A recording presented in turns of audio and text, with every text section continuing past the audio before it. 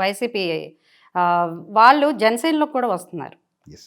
దీనివల్ల ఏమైనా టీడీపీ జనసేన మధ్య విభేదాలు వచ్చే ఛాన్సెస్ ఉన్నాయా? క్వశ్చనే లేదండి. లేదా? ఎందుకంటే ఆ ఆ ప్లేస్ దాటిపోయింది. ఆ టైము ఆ ప్లేస్ దాటిపోయింది. గతంలో ఈ చిన్న చిన్న ఇష్యూస్కి విభేదాలు వచ్చే పరిస్థితులు వచ్చిన టైమ్స్ కూడా ఉన్నాయి.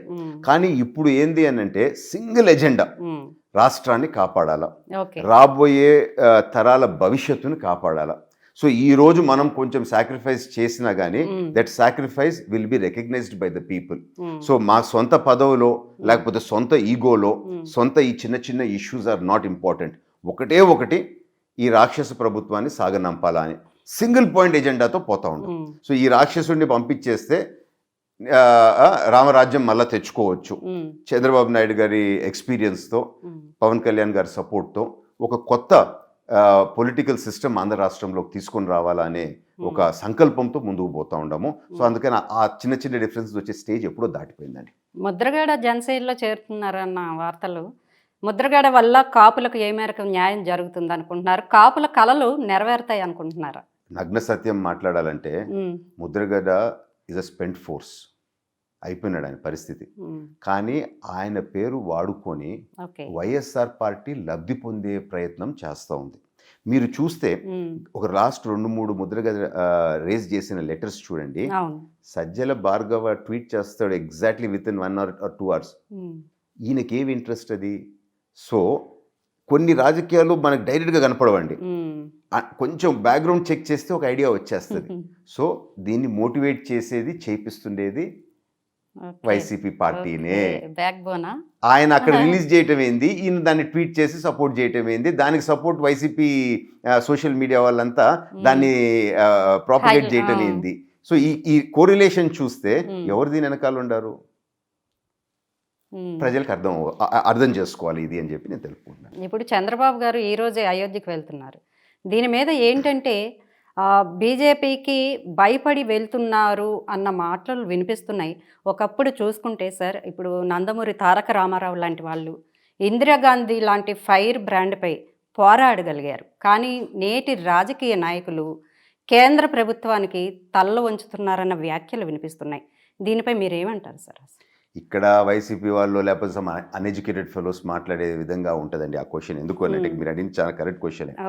ఆనాడు ఇందిరాగాంధీ బిహేవియర్ ఏంది, ఈనాడు మోదీ గారి బిహేవియర్ ఏంది, ఆనాడు ఏ విధంగా నెహ్రూ ఫ్యామిలీ ఈ దేశాన్ని నాశనం చేశారు, మన వ్యవస్థల్ని నాశనం చేశారు, మన తెలుగు వాళ్ళని ముఖ్యమంత్రులకు కూడా వాల్యూ లేకుండా ఏ విధంగా బిహేవ్ చేశారు, అప్పటి పరిస్థితులు ఇప్పుడు పరిస్థితులు మనకి బేరేం చేసుకోవచ్చా? అసలు తెలుగు వాడి కంటే గౌరవం ఉండేదా? నార్త్లో పోతే మద్రాసి అని అనేవాళ్ళు, అంటే అసలు తెలుగు వాళ్ళు ఉండాలని కూడా తెలియదు ఆ పాయింట్లో. సో అటువంటి పాయింట్లో ఎన్టీఆర్ గారు మన ఆత్మగౌరవ నినాదంతో ముందుకు వచ్చి మనం తెలుగు వాళ్ళం ఒకరు ఉన్నామని చెప్పి చూపించినారు. కానీ ఈ రోజు తెలుగు వాళ్ళ ఆత్మగౌరవం ఏ విధంగా మోడీ గారు దెబ్బతీయట్లేదు కదా.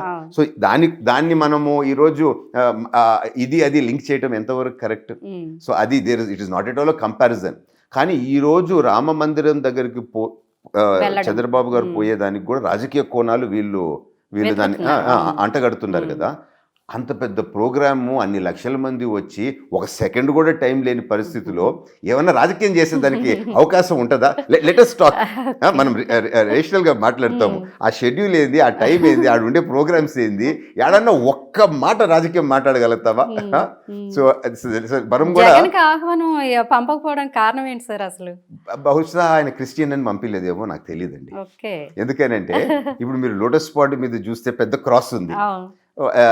షర్మిల గారి పెళ్లి గత నాకు గుర్తు ఉంది, వెస్లీ చర్చ్లోనే జరిగింది. So they are all Christians in their family.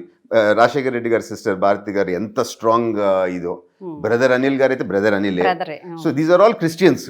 So క్రిస్టియన్స్కి సంబంధం లేదు అని చెప్పే ఉద్దేశంతో పంపించలేదేమో అని నేను అనుకుంటున్నాను. Probably that should have been the reason. 500 సంవత్సరాల తర్వాత అయోధ్య కళ సాకారం నెరవేరుతోంది. దీనిపై మీ అభిప్రాయం ఏంటి సార్? వాస్తవంగా కేవలం ఒక గుడి అనేదే కాదు, this is a civilisational issue. మన సంస్కృతి, భారతదేశము ఒక ఐడెంటిటీ, మన ఆత్మ అంటారు కదా, that is what it is. So చాలా చాలా మంచి పరిణామం. సో కొన్ని injustices of the past are being corrected. So I think ఇది దిస్ ఇస్ నీడెడ్ అని చెప్పి నేను పర్సనల్గా భావిస్తున్నాను. ఆల్దో ఇది పార్టీస్కి సంబంధించింది కాదు. సో ఎందుకనంటే భారత ఖండము, భారతదేశము, మన సంస్కృతి అని అంటే మోస్ట్లీ స్పిరిచువాలిటీ నుంచే వస్తుంది. సో అవి మనం కాపాడుకోవాలా, బికాస్ అదే ప్రపంచంలో మన ఐడెంటిటీ అనేది నిలిపేది. సో ఈ కాంగ్రెస్ పార్టీ చేసిన డ్రామాలు, నాటకాలు ఈ లాస్ట్ 70 years ఏ విధంగా తప్పుదోవ పట్టించి మన కల్చర్నే మనము తక్కువ విధంగా చూసే విధంగా ప్రాపగేట్ చేశారో, ఇప్పటి జనరేషన్ ఆ ట్రాప్ నుంచి బయటపడుతున్నారు. సో సరికొత్త భారతదేశ విధానంగా మనం పోతున్నాము. మోర్ కాన్ఫిడెంట్, మన కల్చర్ మీద మన గౌరవంతో పోతున్నాము. ఖచ్చితంగా ఇది ఒక మంచి పరిణామంగా నేను భావిస్తున్నాను. అండ్ చాలా సంతోషపడతా ఉన్నాను.